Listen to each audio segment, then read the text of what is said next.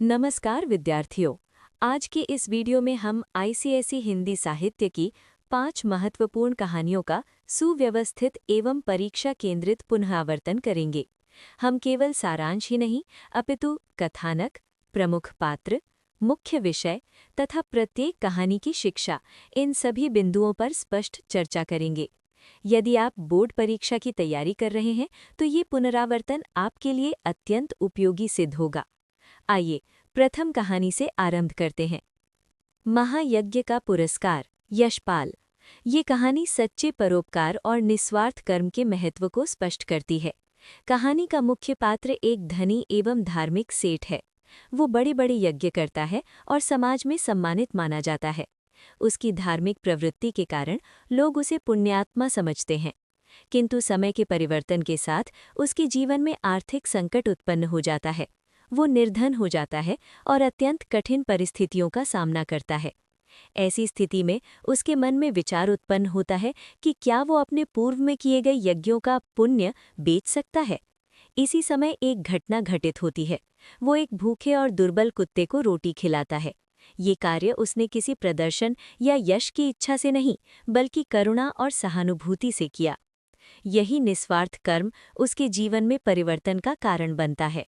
उसे छिपा हुआ खजाना प्राप्त होता है। इस प्रकार लेखक ये संदेश देते हैं कि सच्चे हृदय से किया गया छोटा सा परोपकार भी महान यज्ञ से अधिक श्रेष्ठ होता है।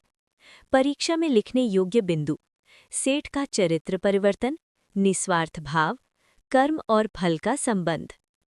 नेताजी का चश्मा, स्वयं प्रकाश। ये कहानी एक व्यंग्यात्मक रचना है जिसमें देशभक्ति के दिखावे पर प्रहार किया गया है।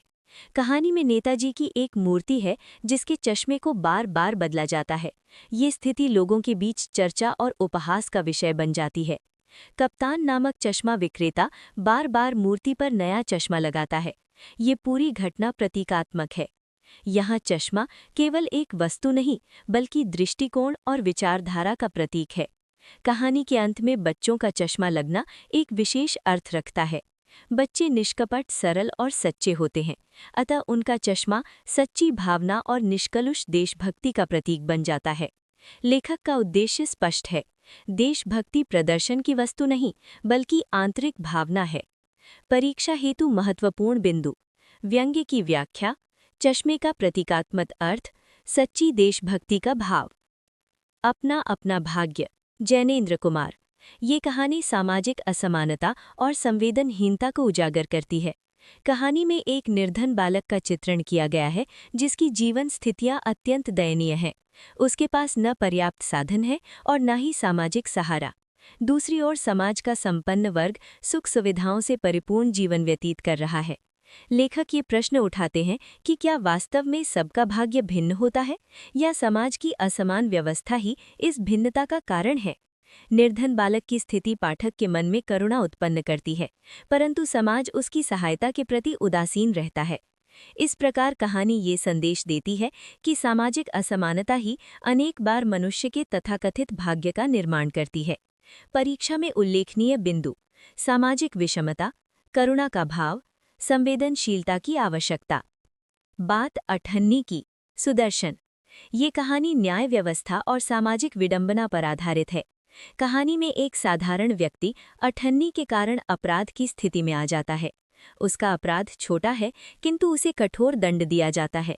उसे 6 महीने की सजा सुनाई जाती है।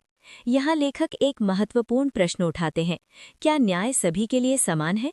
समाज में अनेक बड़े अपराधी दंड से बच जाते हैं, परंतु एक छोटे अपराध के लिए कठोर दंड दिया जाता है।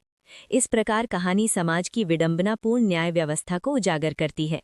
लेखक का संदेश है कि न्याय प्रणाली में समानता और निष्पक्षता आवश्यक है। परीक्षा बिंदु: व्यंग्य की व्याख्या, सामाजिक आलोचना, न्याय की असमानता। काकी, सियाराम शरण गुप्त। ये कहानी बाल मन की निष्कपटता और पवित्रता को दर्शाती है। कहानी का मुख्य पात्र श्यामू नामक बालक है। उसकी काकी का निधन हो जाता है, किंतु श्यामू मृत्यु के वास्तविक अर्थ को समझ नहीं पाता। वो अपनी सरल कल्पना में ये विश्वास करता है कि वो पतंग के माध्यम से अपनी काकी को पुनः बुला सकता है।